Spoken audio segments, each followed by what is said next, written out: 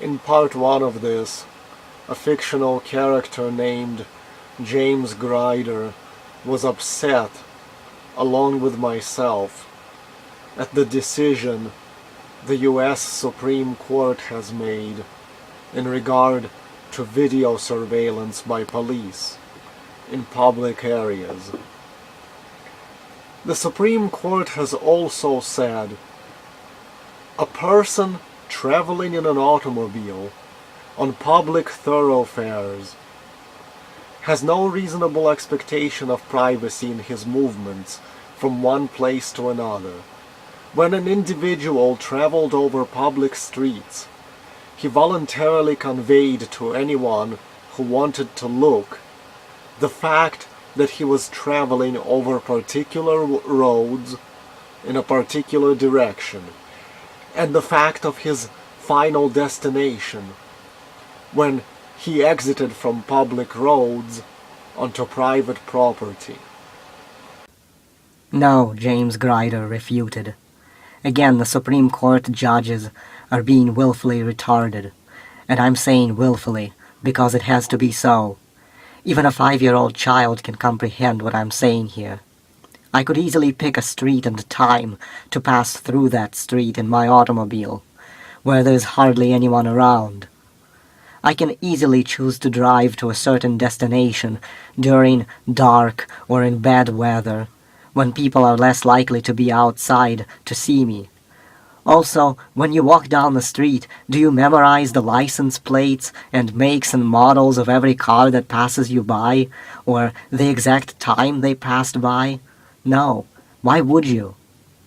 Relying on this fact that human memory cannot store information with the precision of a computer's hard drive, I can very much maintain privacy on the road, even if I am within the eyesight of strangers. But if this stranger, or a police officer, is wearing a camera, that privacy is destroyed because they can review the footage and pause on details their human brain failed to store.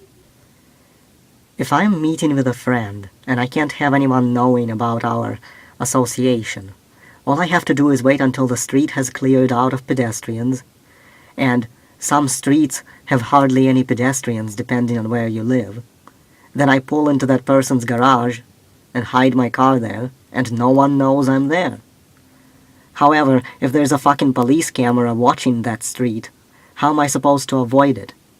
How is it not understood that human memory is faulty and fragmented and blurry? That human beings have a zillion blind spots that can be exploited, which is not the same when dealing with machines like a video camera.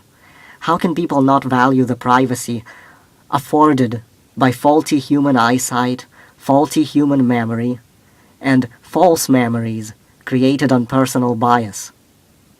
These are simple advantages that play into tactics everyone has used, from Italian mobsters to kids who wanted to grab a piece of candy before dinner without being seen by their parents.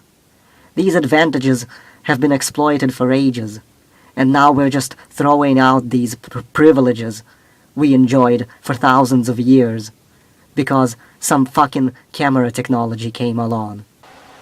The Supreme Court also speaks.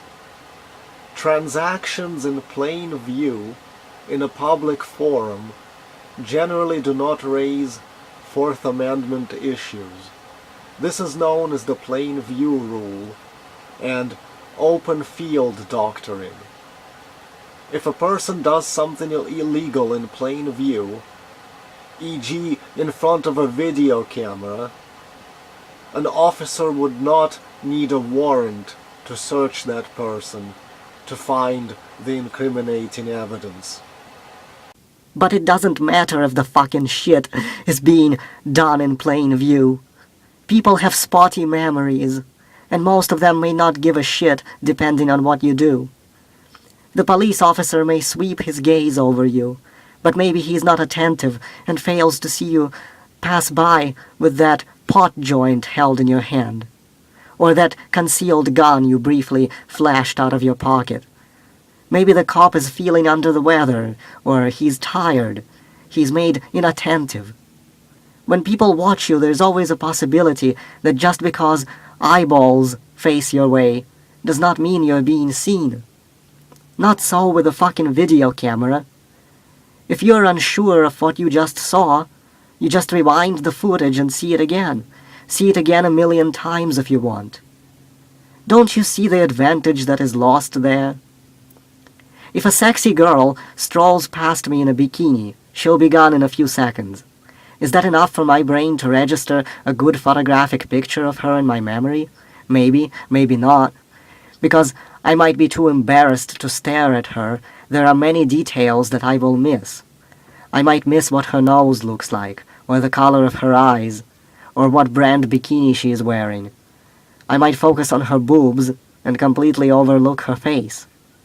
I will have a vague image in memory, but it's not the same as if it was on camera, where I can pause the picture and study all the details, filling in the blank fragments of my memory. I could sit there and pause that image and jerk off to it day and night, and pretty soon I might be able to run facial recognition on it to find out who this woman is. Oh, but that's okay, according to Supreme Court. She chose to walk on the street, so it's okay if all that happens. I myself was walking on the street one time and saw a guy on a street corner. He was standing. He seemed like he was waiting for someone, and he had a backpack sitting on the ground. Even though I looked at him for almost a minute as I approached, I still can't remember right now what kind of jacket he was wearing, or whether his backpack was red, gray, or black, or a combination of those colors. I'm not even 100% sure if the guy had facial hair or not. He did seem kind of stocky and maybe in his 30s.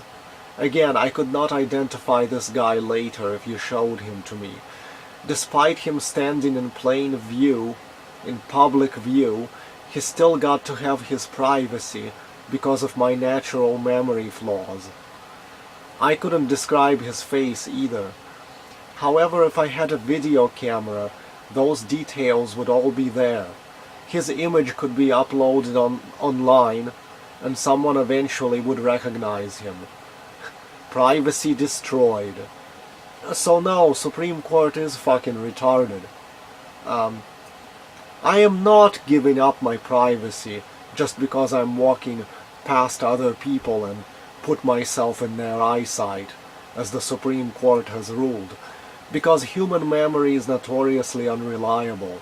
Camera memory is not. So to keep privacy, we have to leave everything up to human memory and human eyesight.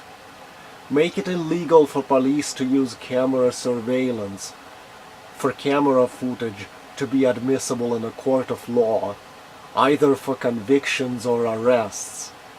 Then we can go back to the 1950s style of privacy.